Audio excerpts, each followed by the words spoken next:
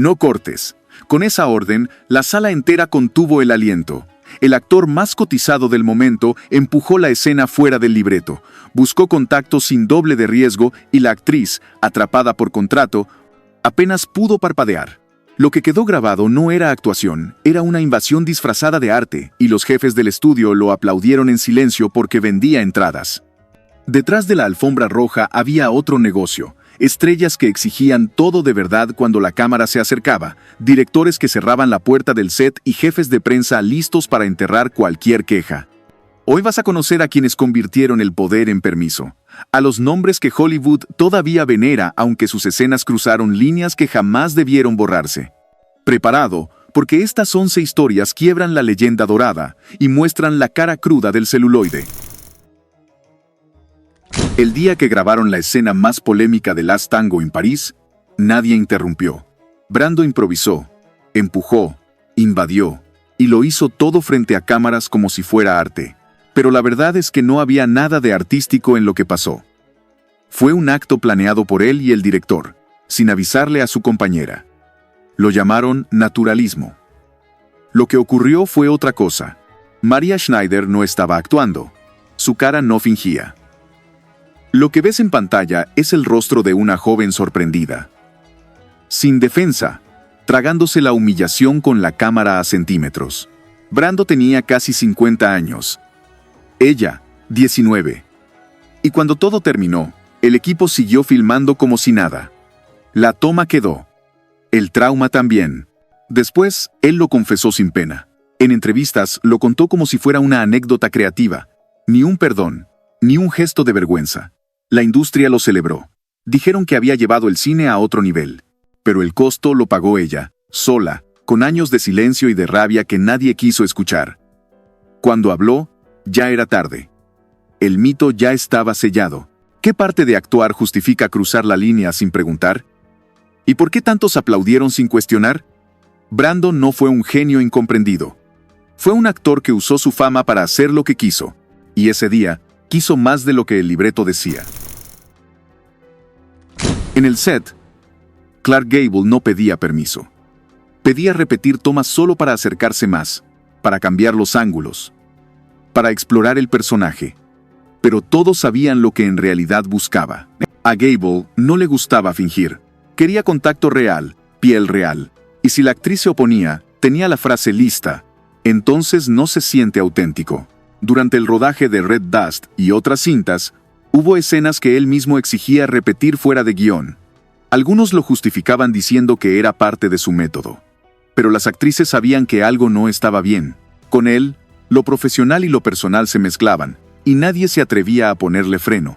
Una compañera de reparto contó que en una escena bajo la lluvia, Gable se emocionó más de lo debido, y la producción no cortó.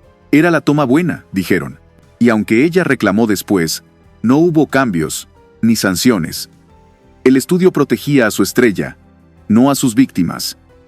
El dinero mandaba. ¿Actuar significa soportar lo que no estaba pactado? ¿Cuántas actrices pasaron por lo mismo, en silencio, porque el contrato no decía cómo protegerse? Clark Gable era el galán en pantalla, pero en el set, muchos sabían que jugaba con ventaja y sin reglas. Tenía solo 21 años cuando la convirtieron en la rubia platino de Hollywood.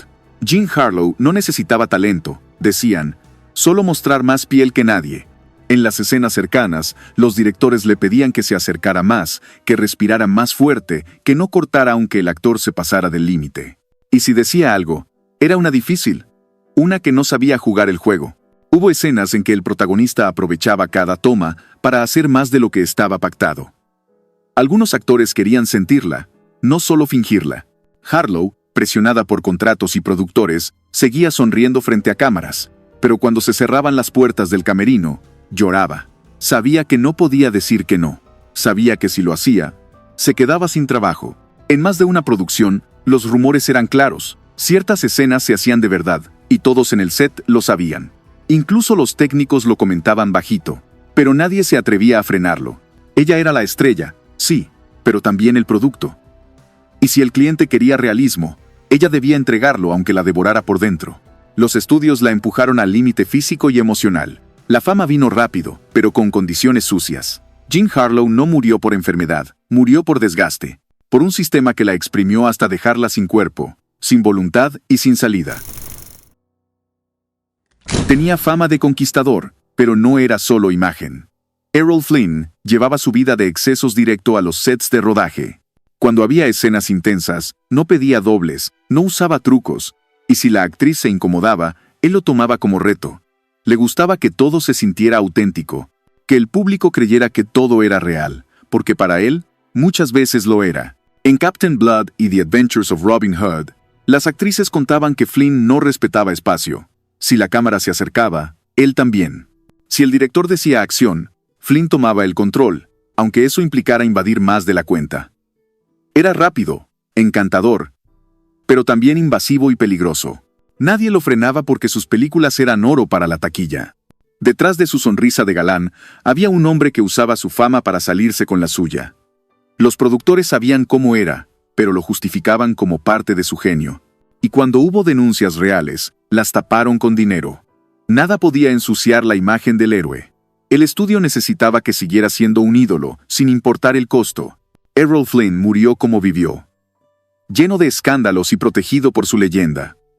Pero si los sets hablaran, dirían que hubo más de una actriz que cruzó una línea forzada, y no por arte. Por obligación, por miedo, por saber que con él, lo que pasaba nunca quedaba solo en el guión. Era la mujer más deseada del mundo, pero para muchos hombres de la industria eso no era suficiente. Querían más, y a menudo se lo exigían fuera de cámaras. Ava Gardner se enfrentó a directores que la empujaban a dar más realismo, a coestrellas que querían que el roce no fuera solo actuación, y a productores que le recordaban que su carrera dependía de obedecer. La belleza era su pase de entrada, pero también su cadena. En rodajes como The Barefoot Contessa, hubo escenas en que los límites no se respetaron. Un actor mayor que ella, con reputación de metódico, decidió que su personaje debía besar como si fuera real. No avisó, lo hizo. Gardner se limpió la boca apenas cortaron la toma, pero no dijo nada más. Sabía que no tenía poder ahí. Sabía que hablar era perder. Después confesó que muchas escenas que el público adoraba fueron para ella momentos de incomodidad. No por pudor, sino porque los actores que trabajaban con ella a veces creían que tener su cuerpo cerca les daba permiso para todo. Gardner se volvió dura, irónica, fría. No por temperamento, sino por defensa. La industria la usó como símbolo de deseo, pero nunca la protegió como mujer. Su talento quedó a la sombra de su cuerpo, y su cuerpo fue manoseado con pretextos de arte. Ava Gardner no actuaba escenas reales. Las sobrevivía, y eso, en Hollywood, era parte del contrato no escrito. James Dean no solo era intensidad en pantalla, lo era en todo. Decía que para actuar había que sentirlo de verdad, y usaba esa frase como escudo para romper cualquier límite.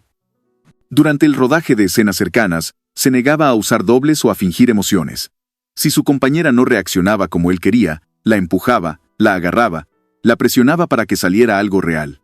Lo que para él era arte, para otras era una invasión sin permiso. En East of Eden, la tensión con su coprotagonista no era solo actuación. Dean improvisaba con tacto, se acercaba de más, y forzaba momentos que no estaban en el guión. Algunos lo celebraban como el nuevo Brando, pero otros dentro del equipo sabían que su intensidad tenía otro nombre. A veces confundía pasión con poder. Y nadie le decía que no, porque estaba de moda, porque su rebeldía vendía, porque todos querían estar cerca del mito. Incluso en ensayos, Dean cruzaba la línea. Se obsesionaba con ciertas compañeras de reparto. Las buscaba fuera del set, y si se negaban a ensayar en privado, las acusaba de frías o poco profesionales. Jugaba a ser incomprendido, pero sabía bien lo que hacía.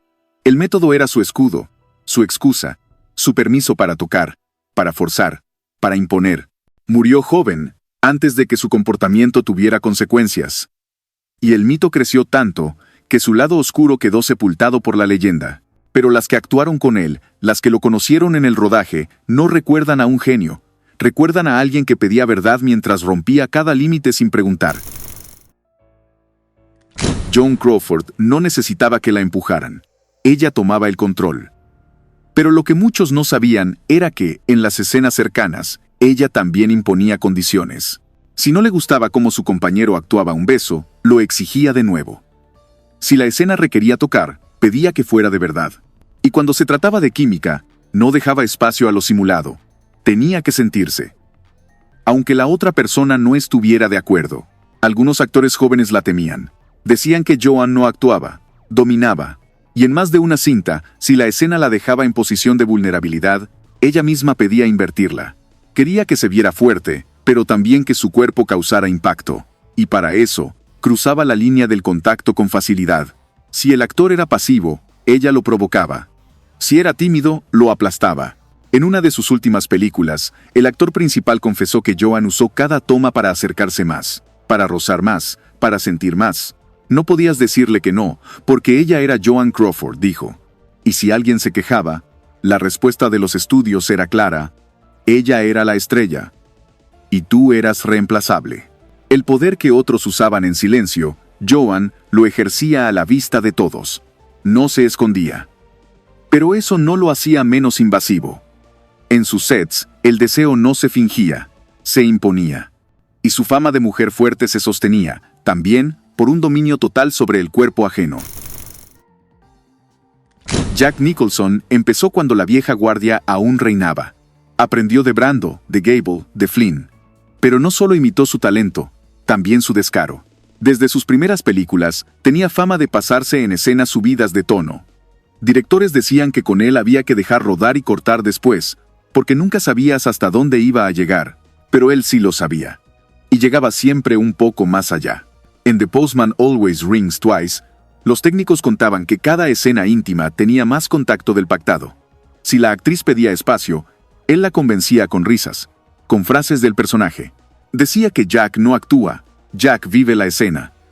Y el director lo permitía, porque el resultado era intenso, porque se vendía como realismo, aunque muchas veces solo era un actor que no conocía el límite. Fuera del set, se hablaba de sus conquistas, pero en rodaje, más de una compañera dijo sentirse incómoda con la forma en que exploraba cada escena. A veces tocaba de más, otras hablaba al oído sin que nadie lo notara. Jack era carisma puro frente a cámara, pero también presión tras bambalinas. Y como siempre, el silencio era parte del trato. El paso del tiempo lo convirtió en leyenda viva. Pero eso no borra lo que pasó en los sets. Porque cuando se exige realismo sin preguntar, lo que se está pidiendo no es actuación. Es permiso para hacer lo que no se atreverían a hacer si la cámara no estuviera encendida. Jack lo sabía. Y durante décadas, se lo permitieron. Nada de esto fue actuación. Fue poder mal usado, cámaras como cómplices, y una industria entera validando lo que no debía pasar. Mientras el público aplaudía, muchos cuerpos temblaban fuera de cuadro. Y lo más grave es que esas escenas siguen ahí, convertidas en clásicos, sin que nadie diga la verdad completa. Si llegaste hasta aquí, ya lo viste claro. En Hollywood, el abuso también se disfraza de talento. No dejes que estas historias se pierdan. Dale al botón de suscribir, porque aún hay mucho más que esta industria jamás quiso que supieras.